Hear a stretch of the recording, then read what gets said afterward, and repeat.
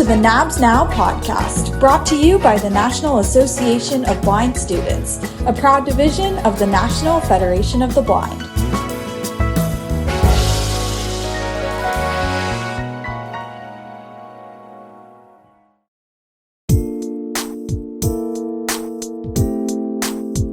Welcome to the NABS Now podcast. There are millions of video gamers out there all over this world. As games evolved, so have the communities. Platforms such as Discord and Twitch allow you to stream, chat, and talk to each other while you simultaneously play your games, compete with one another, and otherwise just have fun. And sure, there are audio games that are designed with blindness in mind to be fully accessible, with no graphics or visual whatsoever. What if you want to dive into that space of mainstream gaming? So that's what this episode is all about. So I sat down with two mainstream gamers who have found ways to make the visual component of video games accessible for themselves and share tips on how to do so. And perhaps this might give you a way into trying video games for the first time.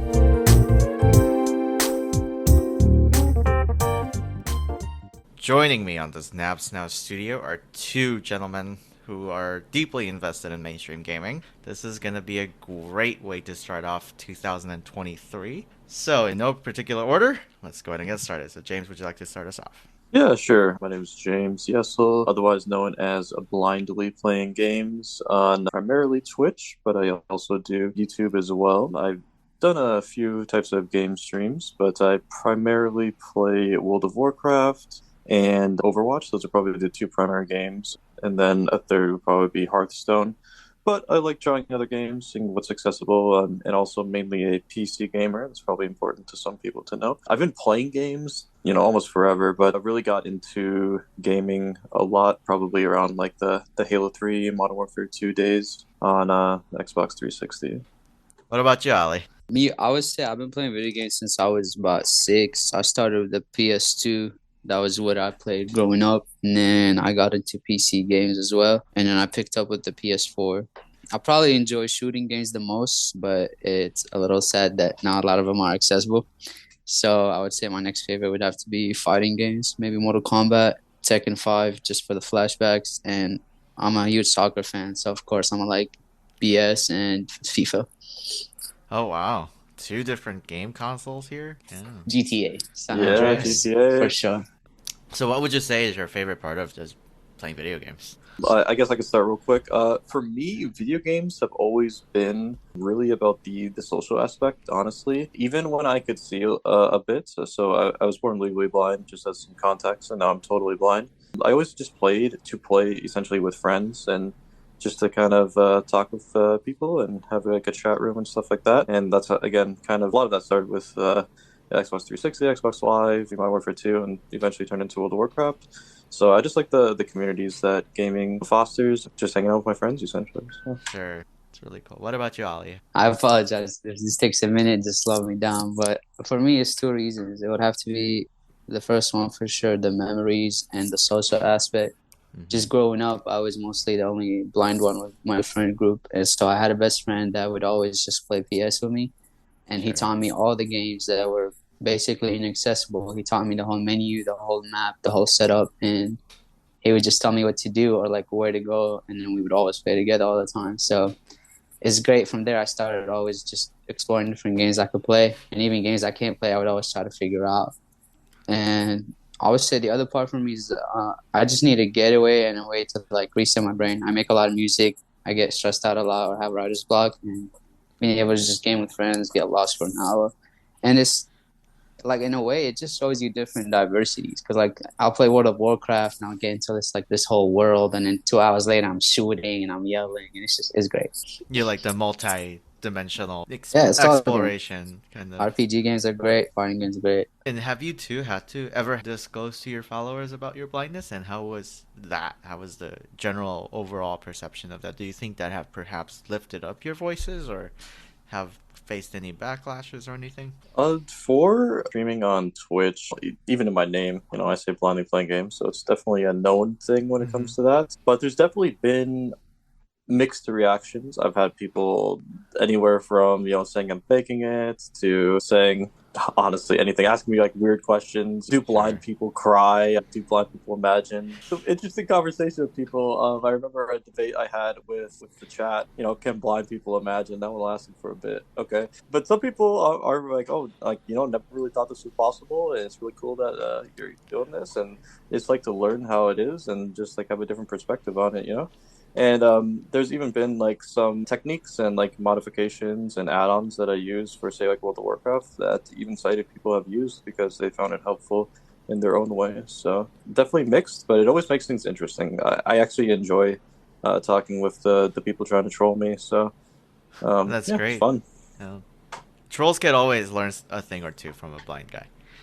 That's the way True. I see it, No matter if you're in the gaming space, kind of a comedic space, or a TikToker, or creator in general. What about you, Ali? What's your take on this one? Yeah, so there's always going to be the weird questions, but that's just going to be a part of being blind no matter what you do. Because whenever something is different, people are going to ask questions about it. I'm sure us as blind people, we get just as like baffled when we hear about another disability. And so to me, that's normal.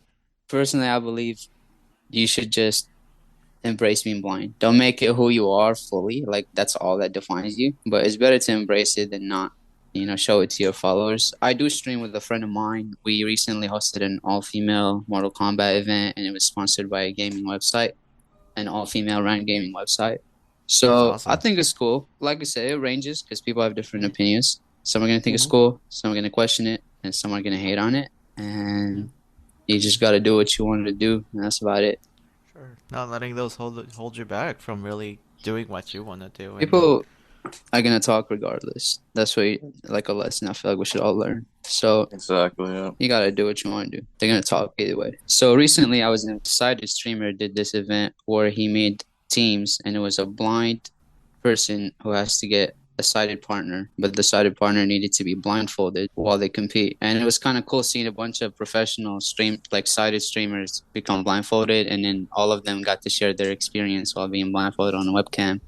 And they all spoke about how they never paid attention to the little sounds and the cues and the stereo, and how it made the game like a way better experience for them when they actually paid attention to all the little wow, that's details. fantastic. So it was cool seeing other I'm people. sure. Absolutely. What game were they playing? It was MK, Mortal Kombat. Oh, okay. Gotcha. No, that'd be cool to take them into kind of that space. Yeah, like I said, I try to do that with the World of Warcraft a little bit as well. Try to get some people to turn off their monitor and see what they can do, and try to play with the mods I have, and it's just see how it goes. So, Yeah, I'm surprised I didn't see you on there. I was on World of Warcraft for a while. But we'll talk oh about that man, one. yeah, we can go back to WoW. Okay, Of I'm course. always down to play some WoW. Ali, that sounds really cool. Giving sighted people a control environment to experience and appreciate some of the adaptive ways as you two blind gamers could do what sighted people can do with alternative ways, and getting to appreciate really those elements within mainstream video games. Just a great reminder that blind people could do anything they can do with alternative techniques and ways. What type of games do you guys find it pretty accessible in overall? Were there any particular games that you find it like more accessible than others, or do you guys really particularly feel like any games can be made accessible? It's a little complicated question. So I feel like fighting games are always going to be easier because it's mostly 2D or 3D, and you can hear left to right in most games. Mm-hmm. I The really stereo. think Yeah. it's on the developers because, as you can see, they made The Last of Us Part 2, Call of Duty, God of War fully accessible. Blind people could play it no problem. Full from start to end. You can shoot, aim, walk on your own, everything. The only thing is that it's not online. So I feel like we could play a variety of different games. It's just that developers don't want to put in the extra work, and I understand that we're a small community and they don't want to put all that budget. But I feel like it would really be great if we could have access to more RPG games or shooting games and not just be stuck with one type of genre for the most part. Yeah, and Ollie has way more experience than me with fighting games. I honestly kind of stay away from fighting games, whatever, just not my thing. Nothing against them though. I've just heard of a lot of people playing fighting games for the longest time. Maybe I should get into it. Just like the God of War game, and even The Last of Us Part Two was kind of like one of the first AAA games that was fully accessible. I've actually not played either because I don't actually have a PlayStation. Again, PC gamer over here. For World of Warcraft and things, I think games can definitely be adapted. That's kind of what I had to do with World of Warcraft in particular because I knew people played the game totally blind, but I started playing the game with some vision. So once I lost the vision, I needed to figure out how to adapt the game myself. And there weren't a lot of resources out there, again, other than just people saying that they have played the game. So I kind of just made my own list of in-game commands, you would say. They're almost like running the scripts in the game, typing like on console or something on a computer where you could type this string of text and it would bring up, say, a dialog box instead of having to click on it. And World of Warcraft's really good in that sense. So I kind of learned how to do the majority of things with a keyboard instead of a mouse. And then, I throw all that in a Word document, eventually post it on Reddit. And that's how I kind of started streaming as well. It's like, oh, this is pretty cool that I compiled this, and maybe people would find it interesting as well. Start my Twitch and, see if people would like to come along the journey on streaming while blind. A lot of games can be made accessible. There's a lot of things you can do to find them more accessible, just like Overwatch as well. A lot of first-person shooters, FPSs, are not very accessible for obvious reasons, first person, and trying to aim and shoot and all that stuff. But Overwatch has some classes where they have, say, a turret class where you can throw down a turret to shoot at people to help you out, and that'll be like Torb or Symmetra, and you kind of make things work. I'd say Overwatch is one of the more accessible FPSs. So yeah, there's just a lot of things you have to consider, and a lot of things that you can actually do to make some games accessible.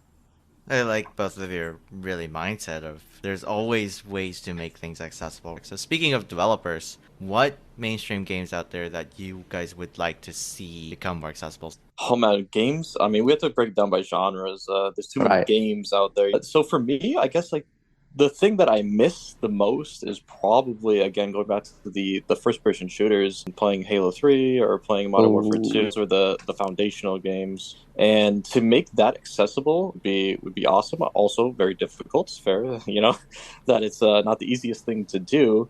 And I think in the majority of games, I think the most difficult thing to do is to make the navigation in the game accessible for like totally blind users, because everything else can be adapted. There can be sound cues, there can be menus that are text to speech, there can be a lot of things, but it's hard to make it so that you know where you're going, but also not making it so that like your character will auto run somewhere, so to have that exploration and to have the freedom, but to also do that while totally blind, I think is the most difficult thing. But going back to the question, primarily it'd be really cool to have first-person shooters made fully accessible, because I still get some of the World of Warcraft thing, since I can still play that and do Hearthstone and things like that, but first-person shooters are the thing I think that's lacking the most for me. Gotcha. I always wonder if there's like an accessible mode type of thing. You launch the game and there's like menus you can scroll around to settings and then like turn on accessible mode, that type of thing. That'd be pretty neat, kind of an overlay. I mean, fortunately, some games, or maybe even a decent amount of games these days, are coming out with narrated menus, like screen readers, and they're kind of like own in-game screen reader per se. But sometimes that's the only thing they do, right? So like the menus will be text to speech, but none of the game will be accessible. The elements, like, the awful parts. The industry in general is moving forward, which is a gleam of light. So. And I think we've seen that too, right? Both Xbox and PlayStation both adding the screen reader system wide. Yep. So definitely it's heading towards the right direction. I'm gonna go back to the PS2 days, because that's my childhood, and there was a lot of games I really wanted to play, the story games and everything. And really, all we don't need super, like, we can figure stuff out, we can hear things, and I know like a lot of times there's misconception about blindness, but all we really need is like an indicator when we're walking to know where we're going, and a speech that would read everything. Right. That's really all we need. Everything else you can figure out. Because if I could read what I have, my inventory, what's around me, and I could walk and not get lost, I could figure out the map. I could memorize the map. I could memorize stuff. So that's about it for me. But I do want to shout out some developers that have made a lot of games accessible for us, such as Hearthstone, World of Warcraft, and all that from scratch. And I just want to mention these developers are not getting paid. They're not working for any company or anything. They're just doing it because they want blind people to have more accessible games. And the thing that upsets me is that sometimes when the developers are like taking their time with the update, a lot of blind people will be a little rude with the way they ask for that update. And to me, I feel like we should appreciate the fact that somebody's making these games accessible for us without getting paid for it. So, exactly. I definitely Guy Day, appreciate you. I think we could kind of come to a close on this segment of this episode, which is advice piece. I like to kind of close it off with an advice. So if we got listeners who are potentially exploring kind of the world of mainstream games, or what that would look like to become an online gamer kind of be part of that community. What are some advice that you guys like to throw out there for them? Some words of encouragement. I think starting to game now as a blind person has been the most successful that's ever been. So I think that is, one step forward. And if somebody has never done it before, but they're interested in it, like this is definitely a good time to start. If you don't necessarily have like a good like gaming computer or anything like that, like I would suggest starting with a PlayStation because I think technically they have more accessible, at least AAA games. Again, going back to like The Last of Us Part 2, the new God of War game. But no, like it can definitely be fun, and you can find like people in their communities, and you can just have like the good community around the games that you're playing itself. So I just wouldn't discourage anybody from starting to get into it and learn a little more because it's a good time to start. A lot of us need to realize that as a blind community, we're a minority. And we just can't expect the world to make everything accessible for us and make everything work for us just because that's the way we want it to work. I know it sucks, and I know that's not what we want to hear, but that's the reality. So I just want us to be more appreciative and understand the fact that 10 years ago, I used to play with my ear to the TV, and now I actually have stereo, and I have a speech, and I actually could game regularly. So it's great. You don't have to be a professional gamer. It's just a good time to spend, get away from your passion, whatever you do, just reset and have fun, socialize with friends. And yeah, like I said, I just appreciate everybody who's just helping make it more accessible. And I think that's all we need. Just add more speeches in the game and a way for us to navigate. I appreciate you for having us here. It's been great. I know gaming may not be perfectly accessible. Just like many things in life, with proper skills and adaptations, techniques, video gaming could be a very viable option for any blind people to enjoy. And like Ali said, if developers could add simple and small adaptations to the game, this entire gaming space would get very accessible. Thank you again, James or Ali, for sharing your experiences about gaming. Thank you to our special guests, James Yesel and Ali Wolfie. This episode is hosted by me, Seyoon Choi, and created and produced by Kinshuk, Tella, and Seyoon Choi out of the National Association of Blind Students Content Creation Committee. Visit us on the web at www.nabslink.org or on Facebook at facebook.com/nabspage, Twitter and Instagram at nabslink. Thank you for listening.